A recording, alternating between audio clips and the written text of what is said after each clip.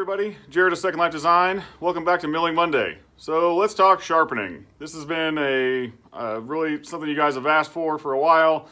I've tried to think of the best way to talk about it. I think we may have to get into a couple videos depending on what other questions come up, or we'll go from there. But sharpening is an important skill, and I think of it as a skill. I think there's a lot of guys that swear by using their hand files, and they can do it better by hand than any machine would. Some guys want the easy solution and want a machine to do it or a jig to do it. I tend to lean towards that school of thought, where let me find a good fixture for it, a tool, a machine, something that's going to be consistent. Consistency is the biggest key to success in sharpening chain. If there is one drive link that is not sharp, not cut right, if it's worn down, it's going to throw the whole thing off. It's going to vibrate, it's going to chatter, it's just not going to feel right. So to me, especially the longer loops, if you have a big bar and a lot of drive links to sharpen, consistency is going to be the key. My preferred method, I like the Granberg sharpener, the 12 volt version they have, and for a couple reasons: the simplicity and for the portability, where there's a lot of good options if you're in your shop, but if you are out doing a remote milling job and you hit something and you need to sharpen a few teeth pretty good, you aren't really going to have your wall powered sharpener with you. So that's why I prefer that one. It just works well. It's very consistent. It sharpens really well. It's really quick. It runs off the same battery that I have on my trailer for the winch. So it's kind of a no-brainer. I tried hand filing for a long time, and it's good to have that skill to know how to do it. But I think to be able to sharpen 168 drive links, consistently, if you're doing a remote milling job for somebody else and you're charging them by the hour, do you want to spend 20 minutes, 30 minutes sharpening a chain by hand using a file when they're watching over you? The odds of getting a consistent finish like that is going to be really tough, at least in my experience. So I always have a couple extra loops with me. They're all sharpened ahead of time, so if something happens, I can just swap one out. But sharpening's a tricky thing, guys. It's a tough one. Be consistent. Find out what works best for you, and just be consistent with it, and make sure the first drive cutter you sharpen is the same as the last one. That's as much advice as I can give somebody. There's, as far as equipment goes, I think some people are going to want that. I don't have a lot of advice because I know what works for me. I've used the Harbor Freight sharpener. It works fine as long as you're consistent with it. It's a plastic frame, so it has some bending to it. So if you're using a miter saw and you know the flex it has, it's going to be kind of the same thing with that. So be consistent. I'm going to sound like a broken record, but that's really what it comes down to. I got a sample of some chain here. I'm going to show you guys a couple other things that I've found that I think would also be beneficial.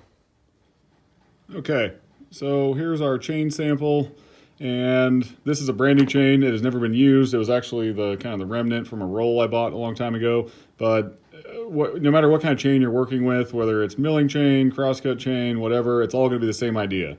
This high point here, this is the corner that's actually doing the cutting. So it's cutting from there and also down. As the taper here, this is that 10-degree taper, the angle, that's actually what's doing the shearing to remove most of the material. So this lead edge is what's doing the first cut. That is what you want to be sharp. That's where when you put if you put your finger over the top of it, you want that to grab your finger. You want that to be sharp. That's the idea behind it. You don't want to get to where, you want to get to where it's getting sharp down here. That is, you're not really doing anything. That's what's doing your cutting. Also, that being said, this part up here is called the raker. So for the woodworkers out there, if you have a jointer, the infeed table is slightly lower than the cutter head and the outfeed table. Why is that? So when the wood going across it is going to engage that cutter. This is doing the exact same thing, where you can see that this is barely, thousandths above this one. Don't make the mistake that I tried initially when I first started, and this is your gauge block. This is what's keeping it from going in. Well, I'll just take this, I'll just really file this thing down, and then this will be more exposed, so there's a lot. It'll just take a lot more off. That's fine. But if your saw can't turn that, it's just gonna stop it in its tracks. It's gonna seem too aggressive. It will not seem smooth. So I tried that to no success. Do not try it. This does have to be adjusted. So if if you've sharpened your chain, 2 or 3 times, and then it seems like it's just not cutting anymore, like that the teeth are sharp, but it's just not grabbing, it's probably because your raker is too high, where it's higher than the cutter. So as the chain's passing through, that is preventing that from even engaging the wood. That's why it's not cutting. So any sharpener out there is going to have some kind of provision for filing the rakers down. That's not something you're going to have to do every sharpening. Please don't do that. You'll ruin your chain. There's not much you can do. That needs to be adjusted as this wears further back. So, there's you can get a raker gauge. It looks kind of a metal bar that goes over it and has a little bit protruding. You really are taking thousandths off of here. So don't get cute. Think that I've got a strong saw. I'll just lower that thing down and really get this whole job done faster. That will not work. It will buck and bite and spit back at you and do nothing good. It will not work the way you want. So it would be the same as on your jointer. If you lower the infeed table a 1/4 inch below the cutter, it may do it for a while. You may get 6 to 8 inches into your board, but if you're trying to take the whole face of something off, it'll just stop it right in its tracks. It'll stop the motor. That's what'll happen to your chainsaw. So just leave this tuned to that. That's as much as I can tell you. Consistency is the key here, guys. If you want a smooth cut, these all have to be uniform. So get into a good rhythm, get into a good habit of keeping these all uniform. That's as much as I can tell you.